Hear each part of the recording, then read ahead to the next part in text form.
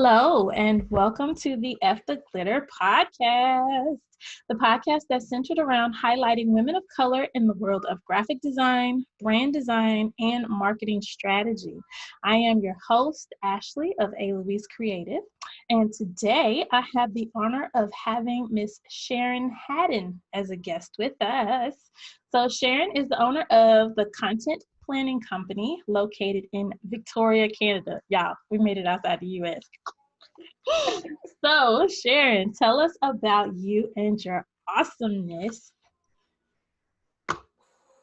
Well, can I get a drum roll first? Yeah, so um I'm the founder of Content Planning Company. It's e-learning and coaching business for women entrepreneurs. And my whole goal is to help us move past fear, move past guilt, that overwhelm of self-promotion and marketing, because content is tiring. So, I exist to be a resource for women entrepreneurs to learn digital marketing, get over the hump and, that afraidness, and get their gifts out into the world. Okay, that's what's up. So, when did you know that you wanted to be in this particular industry of marketing strategy and I guess nurturing, like business growth and building? Oh my gosh, I'm going to steal that. I'm in the business of growth and nurturing.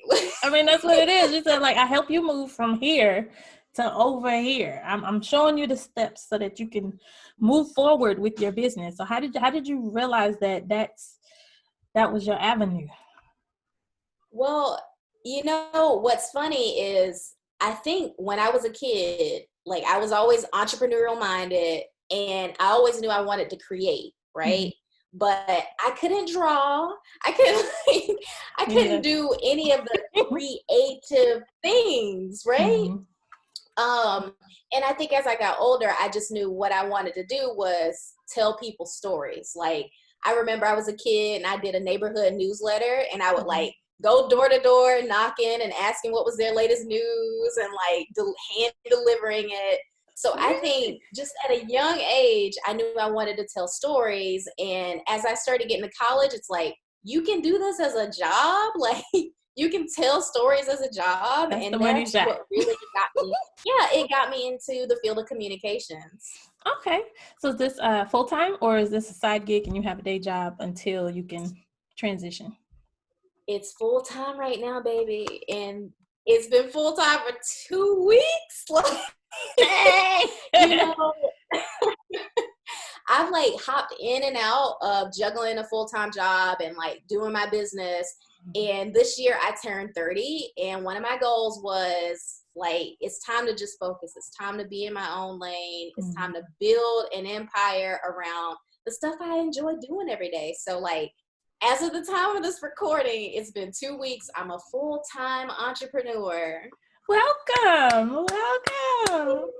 to the fold. You've done it. Okay, so now we're gonna veer off our little outline here. So what made you finally decide to take the leap?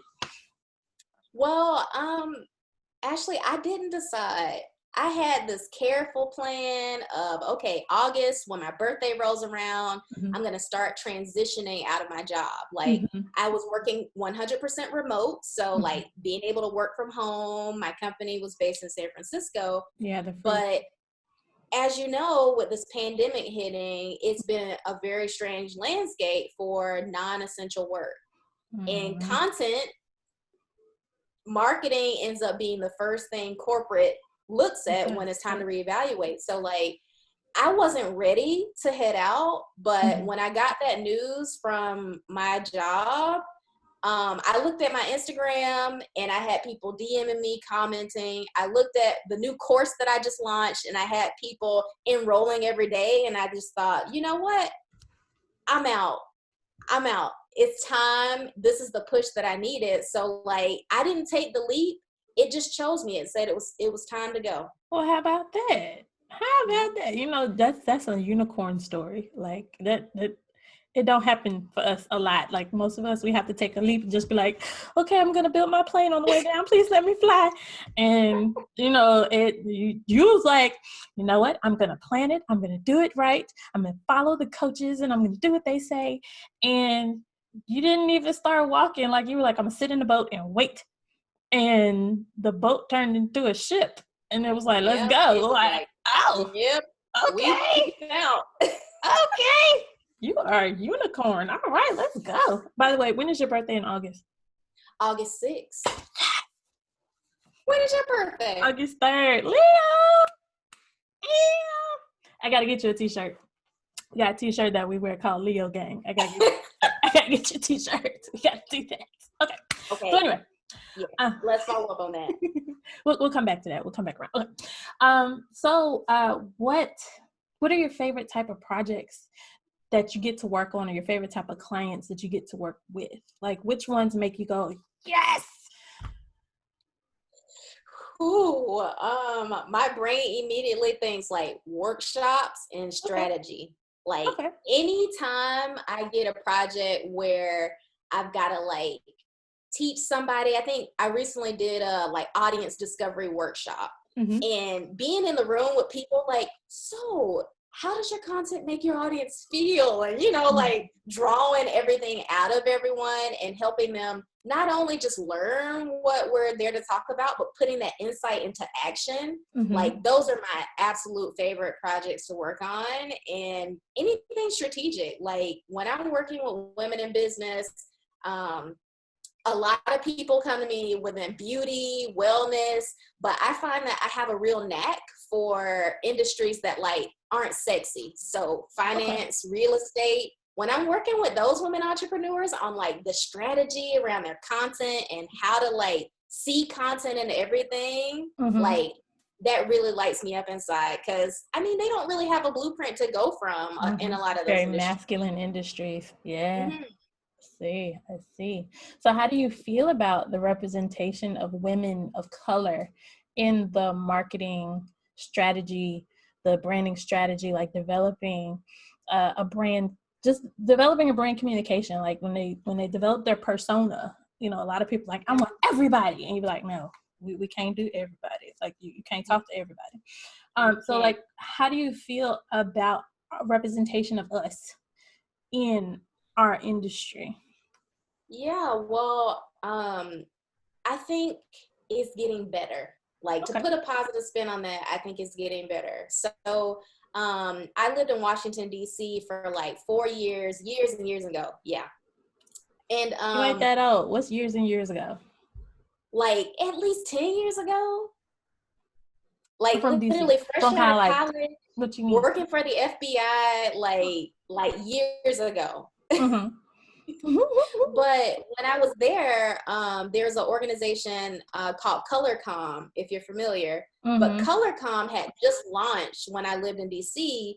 And like, I saw that as a real turning point for like the visibility of women of color in communications. Because, but like you said, there's no network to really tap into to find people who look like you, who are experiencing the same things you are in corporate, or, the road they're traveling to grow their business. But, I think we're starting to get better at it. Every day I see people asking questions in groups like, who is the Black Marie Forleo, or who is the Black this person or that person? And I think we are growing in the direction where it's like, don't be the Black whatever that is, be yourself. And be the expert in that niche and industry, and just attract the audiences that look like you, that rock with you, that vibe with you. I feel that. Because I've seen a lot of, we had a slight conversation before, like there's no cohesive network of us. There's a lot of women empowerment. And I remember, it was a few years ago, where like every city, state, and town had a women's empowerment conference. And it was like, okay, but y'all talking about the same thing and nobody's getting empowered. Like, how many brunches can you have? You know what I mean? Like, oh my God. So I do feel that we're finally taking steps to create more of a community of, you know, of women creatives and women marketing, brand management, you know, those type of things, as opposed to us trying to, okay, I'm empower you, but I'm not gonna tell you everything. You got to pay me $5.95 for that. Like, what? Like, there's enough people out here for us to eat, because everybody don't want to do this. You know what I mean? So I'm here with you on that. So what would you say for someone who's looking to start out, not necessarily take the leap, or to, as you were so graciously able to do, walk out into the beautifulness, because most of us walk out into the wilderness and like, oh my God, I do. I'm gonna die. But for those who want to start out, what would you say was your most important step that you took? Yeah, I think not waiting to get experience is probably the most important step. And That's a good one. so, like, being creative about that. Like, a lot of times on my journey in marketing and communications, I wouldn't wait on somebody to hand me a project. I wouldn't wait on somebody to like reach out to me or to land the job. I would just like volunteer myself for my advice. Like, I remember there was like a women's center, and I found them on Instagram and was like, ooh, their Instagram needs a little love. I also see they have an event coming up, and I just like emailed like, hey, here are some tips to promote your event and some tips for your vendors to help like promote. And like you said, I'm like, this is not going to cost you anything, but I want to see you doing better. And so what I found actually is, when you find something you're passionate about, so if you're building a personal brand, even you want to get into communications, be your own best case study. Like, start doing the thing that you want to help people with. Don't wait on people to like hand you a formal job or to like validate you in that experience. Get creative and like redraw the logo for, you know, Blavity, or do creative projects and just put it out into the world. Build your portfolio before anybody's asking you to do that. Yes. Yeah, I remember when I first started out, like, freelancing for pay. I was living in College Park, Georgia. I had just graduated from Clark, and shout out Clark Atlanta. Anyway, and I went downtown College Park, and I literally walked into every business that had their door open. It was like, hey, I'm a graphic designer, I'm new, and I'm trying to build my clients. Do you need something to be done? And they were like, well, have you done anything? I said, nope, but I can. And I got my first few clients like that. So I'm totally here with that, because it's like, yeah, like, you have to step out. You got to do it. Like, you got to do it. You can't wait. You cannot wait. You can't wait, or you'll starve. You will starve. So, how would you describe your style? My personal style? No, your professional style. Your professional. Well, they're probably both the same. I mean, I'm pretty simple, but with a pop. Like these like pink lips right now. It's like, okay, I'm all like dressed down and whatever, nothing too fancy, but like bright blue lipstick or like bright pink lipstick. Right. So I think, but it's probably one and the same for my professional style. Like, a lot of people describe working with me as like, oh, she's so organized. Like, she tells it like it is, and I'm fun. So I would say my style is to just like, I'm into building relationships. That's what it's like when you're working with me professionally. Okay. So more so like you're structured, but you can drink a little bit on the job. You can't get drunk, but as long as we stay on task, you can do a little something on the side. Yeah, we'll do a little. I think I got it. So, what has been your most enjoyable project to date? Like, what has been the one project that you did that you were like, I did that? Yes. There's okay. Always one. So, only one. Okay. Well, so this whole process of turning, basically, I had a marketing agency, and I've, in the last year, have turned it into this e-learning business, content planning company. And within this new business, so I just did like a 5-day crush your content challenge. And when I tell you, last year I had like 41 people sign up. This year I had 198 people sign up. People doing the exercises. They're sharing some stories about what they're learning. I mean, I have been filled with so much joy, just like showing up on Instagram, doing a live training every day. I'm not dragging my feet to do it. So I would say Project Today is actually in this last week of doing this content challenge, like just knocked it out of the park and feel I'm on cloud nine. That's what's up. That's what's up. Oh, this is a fun one. Like, oh, everything's good. It's not so serious. Like, okay, that's good. Wow, that's amazing. I mean, That's like for real. That's amazing. Like, you know how many people launch to cricket? Like, even though this isn't this isn't a new launch, this is, hey, this is the next year, and so that means that word got out and people saw it and shared it, and like, this is legit. Y'all need to get in on this, and so that is amazing. Ashley, what's crazy is like I'm a total introvert. Like I sweat. I have to change my outfit when I get off videos. Really? But like I feel really at ease when I'm teaching and when I'm advising and like helping other women become their own best marketer. Mm-hmm. It's like hands down, this is just, it's been transformational for me. I hope the people in the challenge feel they've been transformed, but like it's just been no greater feeling than like helping women show their friggin' brilliance. Right. So, yep, that goes, Harry, you're a business nurturer. I'm talking right into the mic. Business nurturer. Okay. So, well, that answers the next question. How business been for you since March? You've been off the chain.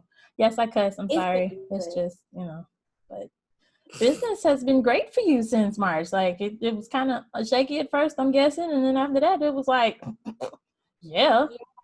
It's been good. And I think the number one thing I want to call out for anybody listening is that like, that does not happen overnight. Getting 198 new people on your email list signed up for anything does not happen overnight. Like in December, I started hitting the pavement and getting serious about like building an audience, building an engaged community. And starting in March and on, that was just the slow climb for the roller coaster before, like descending down. That's what's up. So for someone who is looking for your particular service, somebody who's looking for a professional with your particular service or set of expertise, what is some advice you would give them when vetting a professional, when actually looking for someone with your skills? This is a really good question, Ashley. And I'm glad you asked, because a lot of people think they need a coach when they really need to like hand it off and let somebody do it for them. So like, I think that's the first thing of it. When you're vetting a professional, like really think about what you need, what you're trying to accomplish. Like, do you have the time at all to commit to doing the work to see the transformation that you're looking for? Is like the number one question to ask internally. But after that, like stalk that coach, stalk that professional, stalk them on the internet, because if you can't vibe with them from their portfolio, from their content, it might not be the right fit. Like no matter how much they say, no matter how many reviews say they took them from X to this many figures, like if you don't resonate with what they're sharing, like why put yourself through that? Like yeah, that's true. Like it ain't gonna work, because they're gonna be like, I gotta work on her stuff, and then you're gonna be like, I gotta send them this email. Like, oh my god, I don't do it. Yeah. So yeah, if vetting a coach, looking for courses and e-learning, I mean today's consumers, like we are smart people. We know when somebody is bullshit. Like we know, and so just do your due diligence and like really think about what you actually need when you're seeking out those services. Like, what do I actually need to get done? Do I need an extra set of hands, or do I need to get my mind right and get some accountability to do it myself?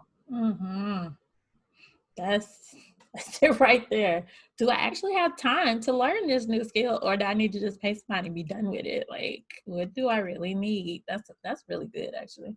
I'm gonna use that. In fact, that's my next Instagram post. Do you really need it, or do you need to pay somebody to do it? Like, for real. Mm-hmm. Okay. So now we're going to move over into the fun part. I call it the fun part because these are the random questions, just random.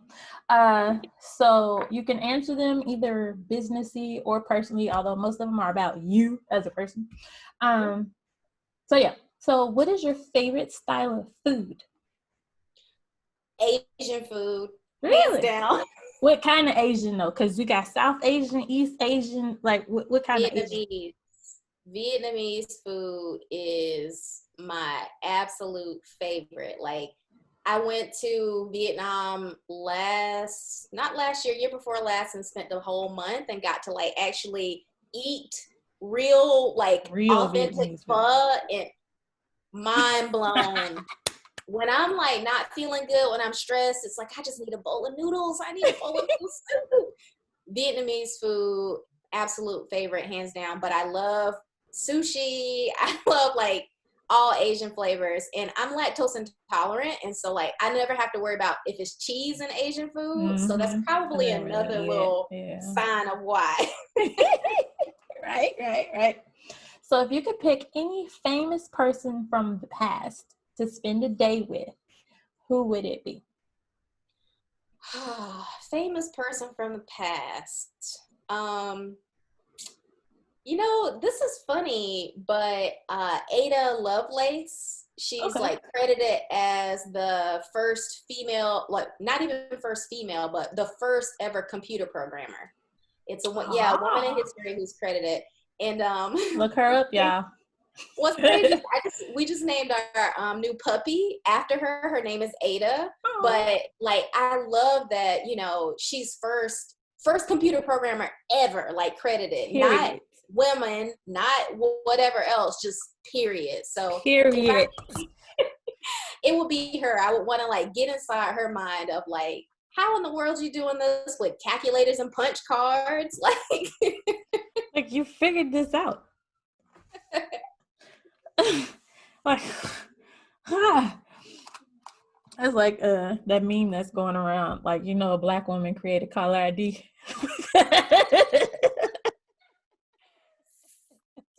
Because you know we screen call. Straight up. Now, okay, my phone, I don't know why, but I crack up every time when it's a number I don't know. It says scam likely. I'm like, okay, it's fine. Right. You got that red button. I'm not answering that. No thanks. So, of all the places that you've traveled, which was your favorite? That's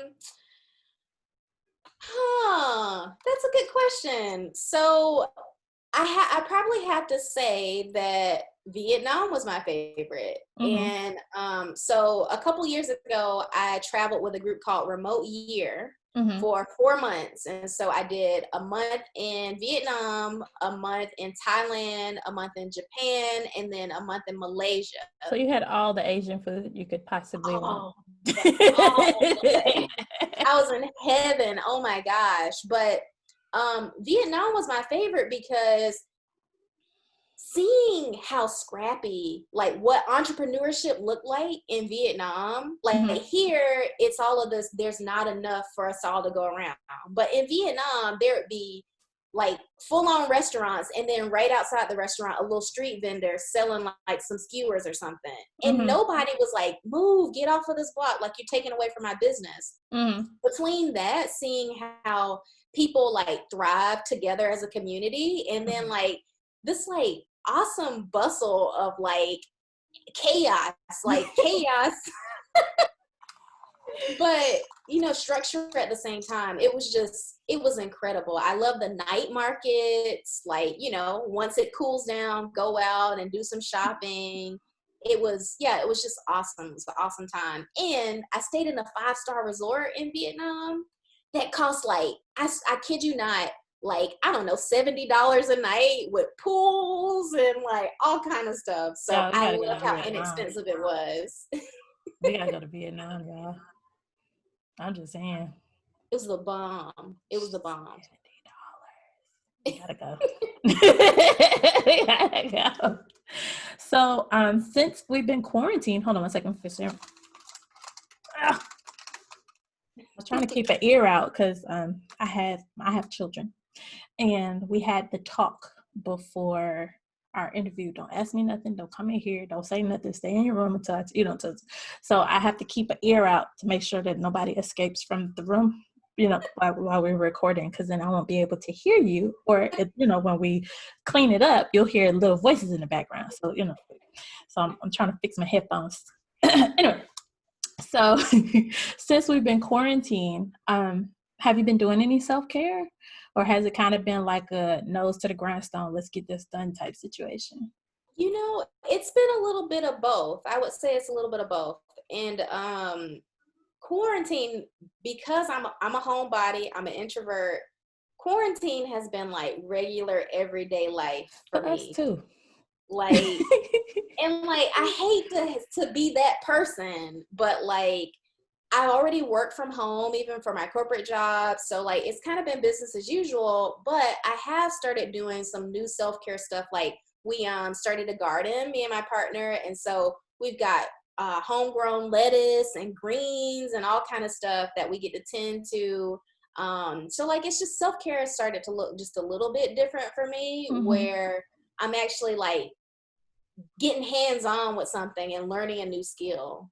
Okay, cool. So when you get a chance to relax, what do you like to do? Anime. I watch Really? anime, like binge watch. There's a When I don't have podcast you need to check out called Blurs and Whiskey. what? Okay, Yeah. words and whiskey. I will check it out, because when I don't have a deadline, when like everything is taken care of, or when I can just sneak off for a few moments, I'm like, give me my 20-minute episode. And if I get a chance to sneak in one more, like I'm skipping past the intro. All right. Just give me to the story. What happened? What happened next? I need to know. So Yeah. yeah, I love watching anime to just like decompress. And then I'm total girly girl. I love bubble baths. I love painting my own nails and all of that stuff. And like retwisting my own hair, even that can be like relaxing for me. Okay, cool. So we've come to the part of our interview where we must say goodbye. But this is where you tell us a little bit more of where people can find you, upcoming ventures, like what do people need to know about the content planning company? Okay, yeah, cool. Well, first and foremost, y'all need to know that Content Planning Company is everywhere on the internet. Okay. Yes. So catch me on Instagram. I do a weekly live training, like a weekly Instagram live with digital marketing tips and tricks. Free, take it. Same thing. Content Planning Company on Facebook. Just a wealth of resources. And my website is also contentplanningcompany.com. And I just launched a membership program. Okay.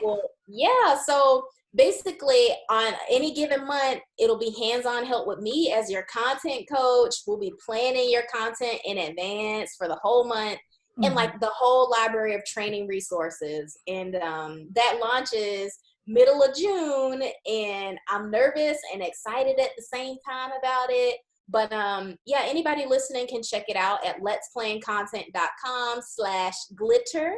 And you can get 50% get 50% off your first month of the membership. But yeah, it's going to be all about accountability, all about action. And yeah, so connect with me. I'm everywhere in these internet streets. Okay, I like that. It was Flash Glitter, and the podcast is F the Glitter. That's funny. I'm sorry, it was funny. It was funny. It was so funny. Okay.